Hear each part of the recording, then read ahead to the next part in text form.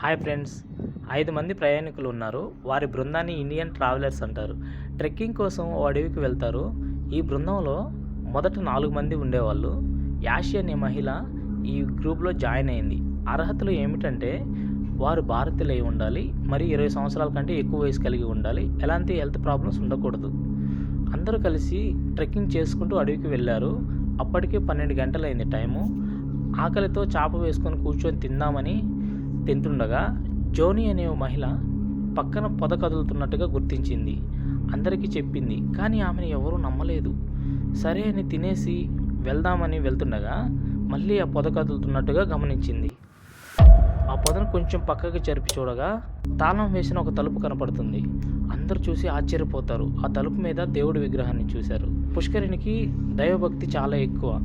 ఆ దేవుడిని చూడగానే ప్రార్థించడం మొదలుపెట్టి ఆ తాళం వేసిన తలుపుని ఓపెన్ చేయడానికి అందరూ తాళం కోసం వెతుకుతుండగా జానీకి పూల కుండీలో 3 కీస్ కనపడ్డాయి. ఆ మూడిట్లో ఏ కీ వస్తుందో తెలియదు కాబట్టి 3 తీసుకొచ్చి ట్రై చేయడం స్టార్ట్ చేశారు. 3వ కీతో ఓపెన్ అయ్యింది. డోర్ ఓపెన్ చేయగానే గబ్బిలాల సమూహం వాళ్ళ పైనుంచి ఎగురుకుంటూ పోయింది. సో అందరూ ఒకసారిగా భయపడ్డారు. ఇది పాత ఇల్లు కాబట్టి గబ్బిలాలు ఉండొచ్చని భావించారు. ఇంట్లోకి రాగానే లైట్స్ వెలుగుతాయి. ఒక్కసారిగా అందరూ మైకం కమ్మి కింద పడిపోతారు.